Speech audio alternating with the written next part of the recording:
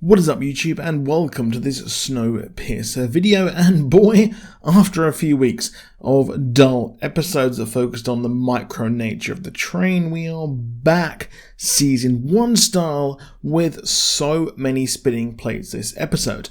My notes for this and American Gods the last few weeks have been absolutely tiny, but I was writing this whole episode. Now we open with Bessie, who in my opinion is a very underserved character, with the actress bringing it all this season, investigating the murders of the Breachmen, as it's not just a murder like last season, but it's a murder that could really rip the entire train apart. Not to say that the LJ1 last season didn't, but the train is already on tenterhooks and a knife edge right now. She finds a Wilford button, which we would later learn belongs to a Wilford jacket used by someone in first class who helped facilitate the murder, and with the plot going deeper than I initially thought, thinking that, well, Roach might be behind it solely.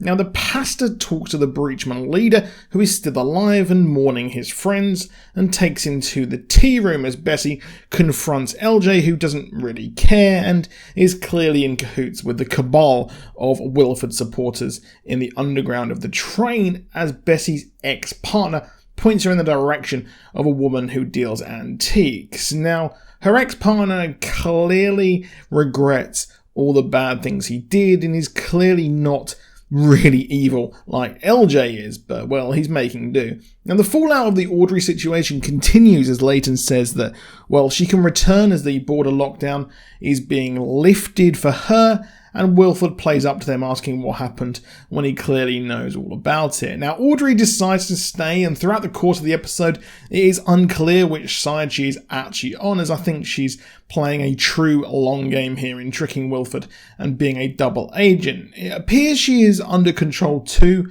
when he scolds her for not being convincing enough to the Snowpiercer High Command, for lack of a better term. Now, they're turning around to pick up Melanie and going via the Himalayan corkscrew, which was impressive at the end, and I expect we will learn just why they were going too fast to pick up Melanie. I'll talk about the preview for the next episode at the end of this video. Now, also on the Big Alice, our girl Alex is shut out from Wilford's inner circle as it appears an attack is looming, and he's clearly had enough of her by the episode's end, and I expect her to have a bigger part when her mother returns and to fully turn over to Snowpiercer's side, and she's seeing Wilford's true colours when she's on the outside looking in, to quote Stained there. The Tale are preparing for Ward 2 as they are being blamed for the Breachman's death, and whomever is the mastermind knew that this would happen and that the Tale would have motive due to the Breachmen being loyalists, but they plan to bring all the tailies back home as Strong Boy's English is coming back, and come on man, there has to be something with those draws. I'm holding on to that theory from season 1.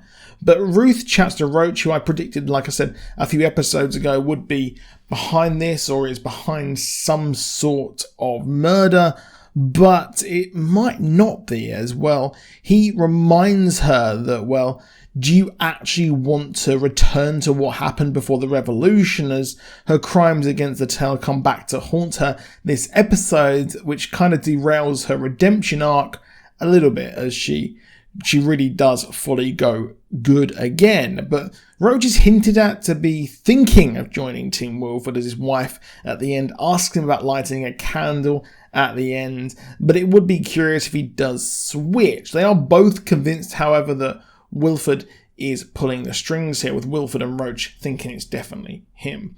Now, I really like the subterfuge and the cloak and dagger this episode, and this really felt like it was where I hope the entire season would go, as we see Wilford versus the Snowpiercer, but it's been very, very much on the back burner as Bessie heads to the woman who deals in antiques, only to learn that, well, Wilford had a neighbour, and that neighbour is the antique dealer when he was a child, and took him to chapel where he'd light a red candle. This became a thing with his followers as they light red candles to show support for him.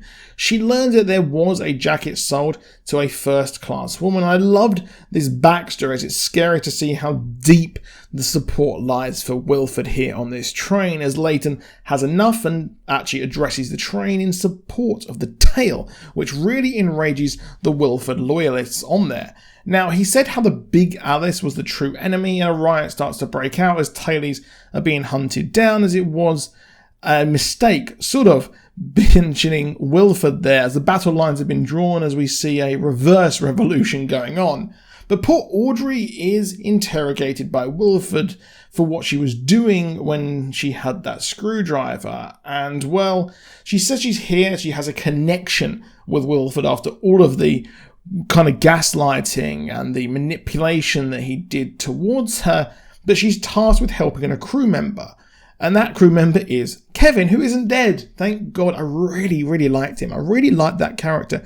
However, he's been hurt by Wilford with the same weird bath thing that Audrey was subjected to, but she starts to work her therapy magic on him. Only she's using her therapy magic for evil and brainwashes Kevin to be loyal to Wilford. Now, all the while, Alex is told she's not appreciating Wilford enough, as Wilford is clearly working on building a true, real, thick inner circle there for when he takes Snowpiercer back. And Alex, hun, you are not in that inner circle. I'm sorry to tell you that. But I did like the scene, and Audrey having a lot to do is good, as hopefully it's not a one-dimensional thing here and there is more to it. And the show does obviously always give us more with these characters later on. However, we'll learn just who is behind the problems on the train, or at least partly, as the murders and the jacket was tracked down to a woman in first class. Now, she was actually seen in the background in quite a few episodes, decrying the authority and had some one-liners here and there. But she says that the love for Wilford goes deeper than they even expect. I really like this mystery, and I really wish it had more time to breathe and was written much like the first season, as this murder mystery thing is a lot more interesting than the LJ one, to be honest. But she realises that, well, it is the pastor, the one who told her that there needs to be a leadership change, and all of this was an act, but it was kind of obvious, as they did really signpost it a few episodes ago. And, well, yes, he should be neutral as a man of the cloth, so to speak, but he offs himself before he can be interrogated, as the woman who had the jacket is taken too. I do wonder if he'll return in Icy Bob or Josie style, but yeah, probably not. Now, one scene I really liked was how Ruth seeks refuge in the medical car, only to come face to face with the kid whose arm she tried to take last season. She's had to come face to face with the sins of the past and the brutality of a life under Wilford's regime, and while she's turned over a new leaf, she did try to take a kid's arm, but then took the mother's, only for the mother to die due to complications, and the poor child being an orphan. Ruth has now seen what they are indeed fighting for. This was a powerful moment, and the easily forgotten flashbacks over the course of these now 2 seasons are shown as we have come to really get very far in the story of Ruth, and, well, she is actually starting to really want to push back against Wilford. We've had some strong scenes this episode as the pastor, the one behind this, is down, but Wilford at the end prepares for war to defreeze Icy Bob, who himself we saw as a real human a few episodes ago, so I wonder if he will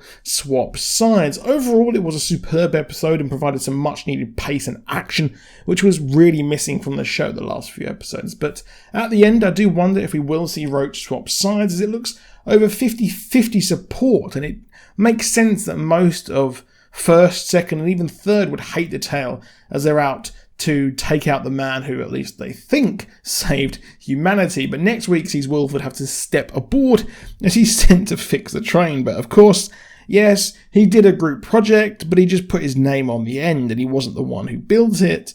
And this might be why the train went speeding past Melanie in the end. Alex will no doubt swap sides, but we do get some more war episodes, as really seeing Wilford come on, play the whole friendly guy, and that is getting a bit tiresome. I don't really want him to become the evil guy that he has been on the Big Alice on the Snowpiercer. But that is it for this video. Please do drop a like down below. Please do subscribe with notifications on. I will be having a Raya and the Last Dragon video. Let me know if you want Flash videos, if you want Superman and Lois videos as well. as I'm watching those shows in the background, and Walking Dead as well. But that is it. I'll see you soon, and goodbye.